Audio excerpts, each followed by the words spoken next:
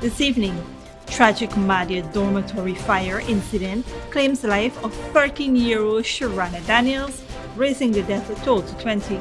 Pilot wanted in connection with trafficking of 16 Venezuelan nationals. Mother of Three Remanded for alleged murder of her reputed husband with energy drink. In the region, Venezuela's Maduro meets Lula in Brazil as relations improve. And internationally, UGANDA'S president approves tough new anti-LGBTQ law.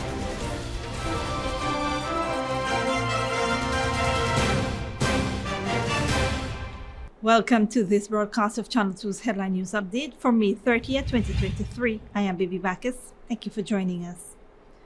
First up, in a heartbreaking update, the death toll from the recent Mahdia dormitory fire incident has risen to 20 as 13-year-old Sherana Daniels passed away earlier this morning. Daniels and another 13-year-old victim had been receiving intensive medical care in the ICU, battling severe injuries from carbon monoxide inhalation and burns sustained during the devastating fire. However, the 13-year-old was medically evacuated to the Northwell Health Burn Center at Staten Island University Hospital in New York over the weekend. Daniels, originally from Mykobi village in Region 8, was presumed deceased in the aftermath of the inferno. However, her survival brought about a revision in the death toll as she was resuscitated and urgently transported to the city for specialized medical attention. The loss of young Sherana Daniels is a tragic reminder of the devastating impact of the fire incident.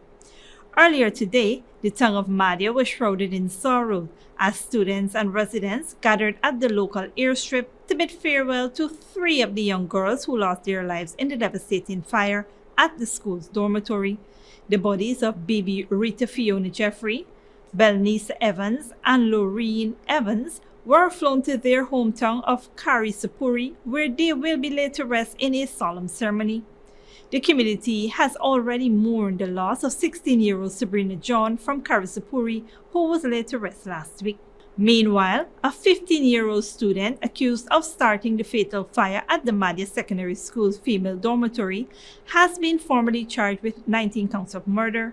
Due to being a minor, the identity of the accused has not been disclosed. On Monday, the teenager appeared via Zoom before Magistrate Sunil Skars at the Diamond Magistrates Court. As the charges are serious and indictable, no plea was required during the hearing. The case has been adjourned to July 4th, 2023 to allow for the submission of statements and disclosure. Police are investigating the alleged murder of a mechanic at 5th Street, Martysville, East Coast, Demerara on Monday, May 29th. Dead is 23-year-old Shivraj Mohabir, also known as Vikash of Triumph Sideline Dam.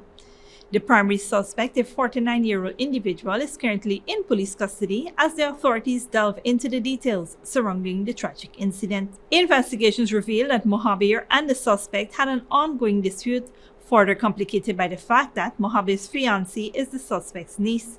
On Saturday, May 27th, the suspect lodged a report against Mohabir at the Betterforbackton police station, which was ongoing. Last evening, Mohabir was at his fiance's residence when the suspect arrived to check on his family. Upon learning of the suspect's presence, a confrontation ensued between Mohabir and the suspect. During the altercation, the suspect retrieved a knife and inflicted a stab wound on Mohabir's chest before fleeing the scene. Mohabir was rushed to the Georgetown Public Hospital, where he was admitted but died while receiving treatment. Meanwhile, the suspect was apprehended at his residence in Monrepo and transported to the Betterforbackton police station, where he is currently being held in custody. The investigation is ongoing as law enforcement aims to gather all relevant information surrounding this tragic incident. In other news, 42-year-old Lula Bacchus, a mother of 3 from Timor's Dam, Angois Avenue, was placed behind bars on Monday as she appeared before Magistrate Renita Singh at the New Amsterdam Magistrates Court. Bacchus was remanded to prison on a murder charge, accused of killing her reputed husband, Andy Jr., also known as Bull. During the court hearing, Bacchus was not required to enter a plea to the indictable offense. She was remanded to prison until July 14, 2023. The charge stemmed from allegations that Bacchus laced Junior's energy drink with poison, leading to his hospitalization. He tragically passed away 4 years later. According to reports, Bacchus informed the police that Junior had consumed poison on May 16. He was subsequently admitted to the New Amsterdam hospital where he succumbed to his condition. Bacchus was subsequently taken in for questioning by the police, where she revealed that she had been involved in a 12-year relationship with Junior, with whom she shares 3 children. Bacchus disclosed that she had engaged in an extramarital affair, which Junior had discovered. Although she ended that relationship, she was soon involved with another individual residing overseas, leading to further complications in her relationship with Junior. The woman admitted to contemplating poisoning her husband for several days. She confessed to lacing one of Junior's turbo energy drink with poison, which he frequently brought home from work. Junior unknowingly consumed the toxic beverage and began vomiting shortly after. Bacchus promptly sought assistance from her sister-in-law and they rushed the man to the New Amsterdam hospital, where his condition worsened over the following days until his tragic passing. Stick around when we return. Chief Justice dismisses challenge to voters list, clearing the way for Ghana's local government elections, and businessman to be charged with 16 counts of trafficking in person.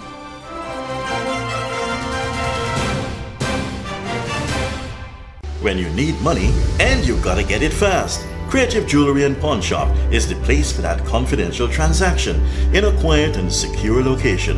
You'll get the highest value per pennyweight for your gold and also enjoy the lowest interest rates and longest payback period too.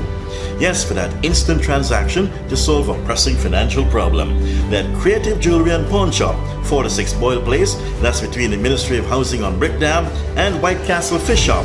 Be your first and only choice.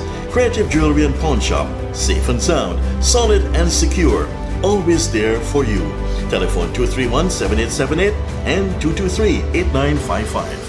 Hello, my fellow TikToker followers. Here's credit. And today, all we will be making Chinese noodles with peppies, chow mein, chicken fritters, and spice cake. For the noodles, all these will be using peppies, black pepper, cashew, Chinese sauce, soy sauce, garlic sauce, paprika, Chinese seasoning, chow mein seasoning, five spice, and all-purpose seasoning. Next, this chicken that we marinated, soak for all you don't know nothing, with peppies, green seasoning, miracle seasoning, Pepper sauce, chicken seasoning, paprika, garlic powder, dark seasoning, black pepper, onion powder, and ginger powder, and document plantain flour, and then this butter we make with this quick piece powder, and we boil in high. We serve with peppies, barbecue sauce. Radical went to the supermarket and she papa buy up enough things. She feels she alone can cook, but she routine even wrong. He shaped like a guy in a map.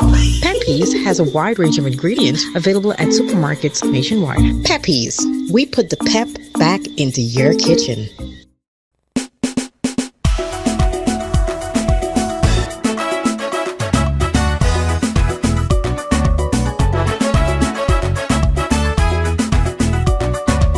Make Georgetown beautiful once more with the council that you choose. Keep the city bright for sure, and the heritage we don't lose, and the heritage we don't lose, and the heritage we don't lose. Vote the Independent Citizens for Progress for a better and beautiful Georgetown at local government elections in June.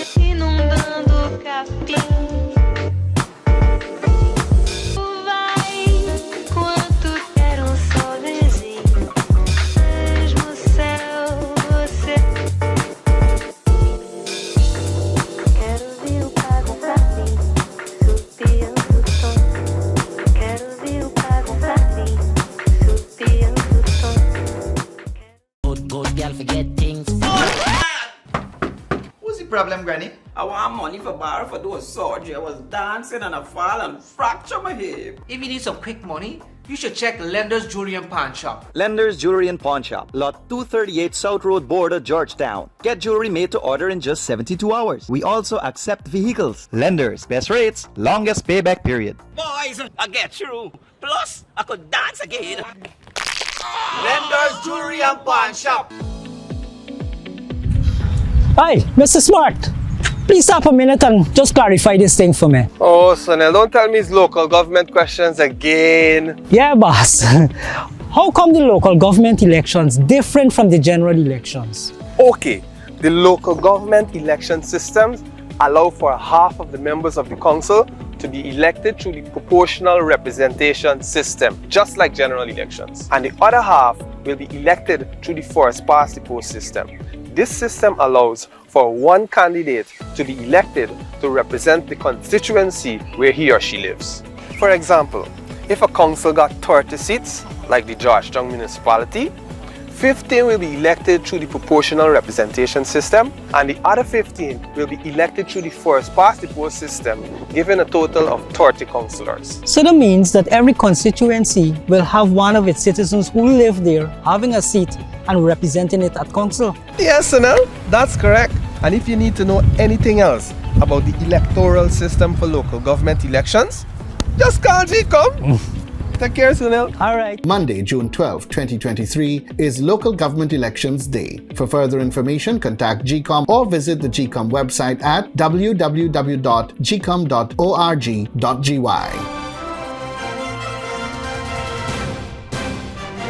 Welcome back. The Ghana Police Force has issued a wanted bulletin for 45-year-old pilot and businessman Orlando Charles of 45 Middle Street, Georgetown. Charles is set to face charges brought by the Ghana Police Force's Trafficking in Persons Unit. The charges against Charles includes 16 counts of trafficking in person. Between November 1st, 2022 and May 18, 2023, Charles allegedly engaged in the trafficking of 16 Venezuelan nationals, transporting them from the Mazaruni River in Region 7 to Georgetown. Upon experiencing this harrowing ordeal, the victims promptly reported the matter to the Ghana Police Force. Subsequently, the Trafficking in Persons Unit, operating under the Criminal Investigation Department headquarters, swiftly launched an investigation. After thoroughly examining the evidence, the Director of Public Prosecution provided legal counsel, resulting in the decision to charge Charles with 16 counts of trafficking in persons. This grave offense carries severe penalties under the Ghana's legislation.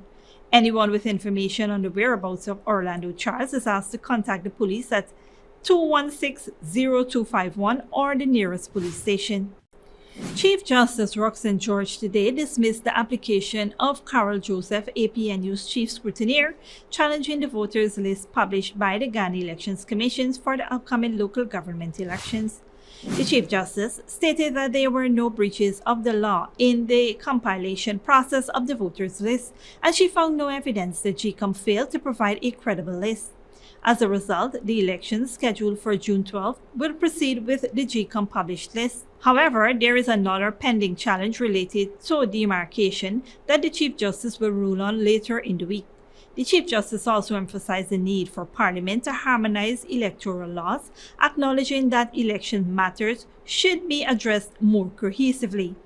GCOM maintained its lawful action in compiling the voters list of official electors. The Chief Justice narrowed down the 18 reliefs sought by Joseph to approximately 7, but none were granted. The local government elections, constitutionally scheduled every 2 years, were last held in 2018. Don't go away after the break. Uganda's president approves tough new anti-LGBTQ law, and Manipur ethnic tension, outbreak of violence in Indian state.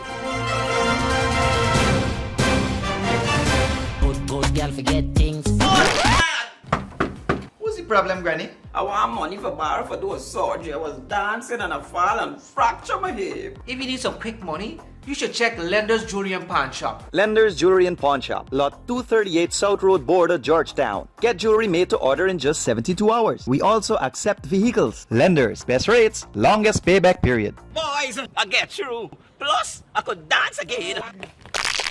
Lender's Jewelry and Pawn Shop. Hello, my fellow TikToker followers. He is Credit, and today all we will be making Chinese noodles with peppies, chow mein, chicken fritters, and spice cake. For the noodles, all of these will be using peppies, black pepper, cashew, Chinese sauce, soy sauce, garlic sauce, paprika, Chinese seasoning, chow mein seasoning, five spice, and all-purpose seasoning. Next, this chicken that we marinate soak for all you don't know nothing with peppers, green seasoning, miracle seasoning, Pepper sauce, chicken seasoning, paprika, garlic powder, dark seasoning, black pepper, onion powder, and ginger powder, and document planting flour, and then this butter we make with this quick piece powder, and we boil in oil. We serve with peppers, barbecue sauce. Radical went to the supermarket and she proper buy up enough things. She feels she alone can cook, but she routine even wrong. He shaped like a guy in a map. Pepe's has a wide range of ingredients available at supermarkets nationwide. Pepe's, we put the pep back into your kitchen.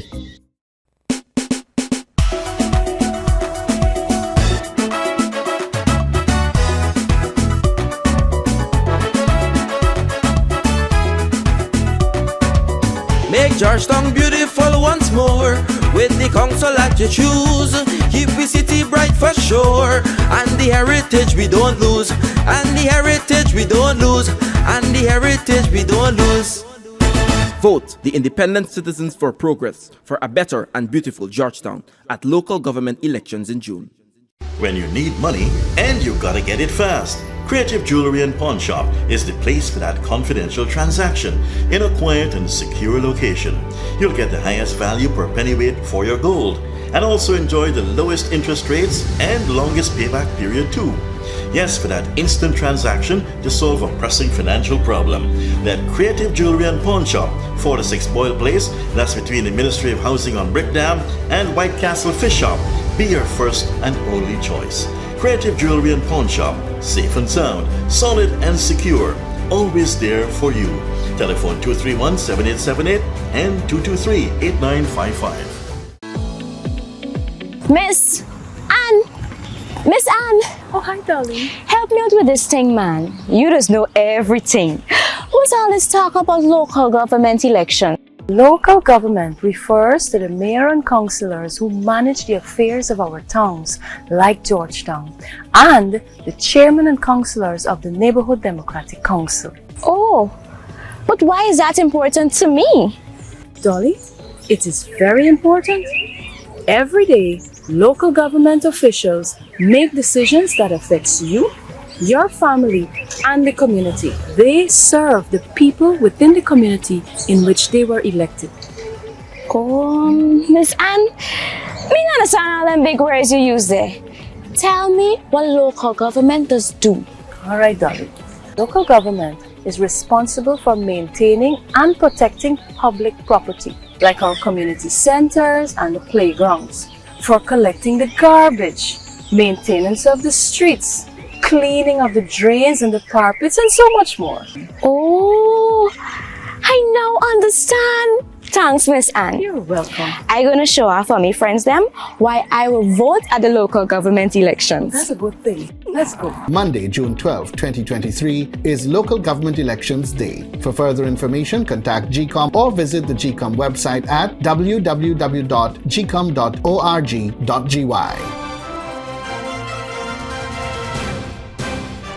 Welcome back. Now let's take a look at what's happening in the region and around the world. Venezuelan President Nicolas Maduro is on a rare trip overseas. He is in Brazil for a regional summit. Relations between the two sides improved after left-wing Luiz Inácio Lula da Silva won Brazil's presidential election last year. Al Jazeera's Lucia Newman reports. 4 years ago, Venezuela's President Nicolás Maduro was barred from entering neighboring Brazil. Scores of countries recognized opposition leader Juan Guaidó instead as the interim president. Now, Maduro's left-wing peer, Brazilian President Luiz Inácio Lula da Silva, is welcoming him back into the fold. It's hard to conceive that so many years had to pass without having a dialogue with the government of a brotherly Amazonian country, a neighbor with whom we share a 2,200-kilometer border. President Maduro lashed out at the United States and others who call him a dictator. We can't allow intolerant ideologies to impose their will, extremist ideologies that exclude those who think differently. Maduro was the first president to arrive for Tuesday's meeting of South American presidents, an initiative by Lula to try to unite the region around common interest. Unlike his predecessor, Hugo Chavez, Maduro has rarely come to these regional gatherings. So it sends a strong message, the fact that he's here, that both he and his peers are willing to sit down together and work. During his last presidency, Lula tried to create a South American Union. 15 years later, he's trying again, arguing that in a world increasingly divided into blocs, the region's voice must be heard.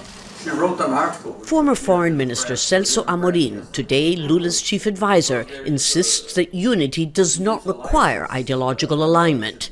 Of course, there will be different views, but we have common interests in many respects. And we have to try to to search our interests, to look after our interests in a unified way, because like that we have more strength. That's as simple as that. But it hasn't been simple. South American unity has long eluded a region that accounts for nearly 10% of the world's population, and an even larger share of key commodities such as lithium, copper, and soy, to name a few. That's why many attending the summit are adamant that if they don't speak with one voice, no one will listen to them. Lucia Newman, Al Jazeera, Brasilia. Internationally, Uganda's President Yoweri Museveni has imposed one of the world's harshest laws against LGBTQ people, sparking condemnation from human rights activists and several foreign governments. Those convicted of same-sex relationships could face the death penalty or life imprisonment. Al Jazeera's Barbara Angopa reports. This was the moment Uganda's anti-homosexuality bill was passed into law. Those in favor say and contra vote nay. Despite being watered down, the new laws are amongst the harshest in the world. When you carry out acts of homosexuality through force or duress or undue influence, then the law defines that as aggravated homosexuality. And what is the punishment? The maximum punishment is death. Activists say they'll fight to have the law repealed. So when they're making law, the public has to really be involved, more especially people who are concerned. But we saw during the hearings of the committee and during the times the bill was under discussion, that not even a single LGBTI person was basically before the committee to have their views heard. And this is a law that affects them directly. Same-sex relations were already illegal in Uganda, as they are in more than 30 African countries. And activists say the new law goes further in targeting the LGBT community, and other countries are looking to follow suit. We see that the more states are sponsoring these bills, these hateful legislations, the more the LGBT communities is impacted, and also that affect as well, how other politicians and other countries are following suit. So yeah, this bill, as is signed now into law by President Museveni, is having real consequences on the LGBTQ individuals in Uganda, but also across the region. The US, UK and EU have condemned the new measures, while leading health agencies have warned it could set back the fight against HIV/AIDS. UN agencies say it will prevent gay people from seeking education and treatments for the disease for fear of their safety and security. Barbara Angopa, Al Jazeera. And finally, dozens of fighters have been killed in a security operation in India's northeastern state of Manipur. The state's chief minister said they had been attacking civilians and burning down homes. The government deployed thousands of troops to the state following the flare-up of ethnic violence. Al Jazeera's Felix Niwara reports. Gunfire and explosions in India's northeastern state of Manipur. This is the latest in weeks of violence between the Kuki tribal group and the ethnic majority Meitei people. India's Home Minister arrived in Manipur on Monday. He's the most senior official from New Delhi to visit since the unrest began. The recent surge in violent activities of the armed Kuki cadres and others have a lot to do with the visit of the Indian Home Minister, Mr. Amit Shah, to Imphal, and probably to other districts of Manipur as well, particularly Chuchanpur, Tengnoupal and Kangpopi district. Dozens of people have been killed and at least 35,000 forced from their homes since the unrest began nearly 4 weeks ago. Tribal groups were angered after Manipur's High Court recommended granting tribal status to the Meitei, who make up half of the state's population. That would allow them to own land in tribal-dominated areas. Kuki protesters in New Delhi are now calling for more intervention from the central government. We are clueless as to what's going to happen. What about our safety? Because of all this tension, I fell ill as well. I couldn't step out of my home and couldn't go to work for 2 to 3 days. We are frustrated and scared thinking about the future. The Indian Army has launched a security operation and sent reinforcements to Manipur. People caught in the unrest here can only hope that will curb the violence. Felix Nyawara, Al Jazeera. This brings us to the end of the global and regional news coverage. Up next is the 3-day weather forecast.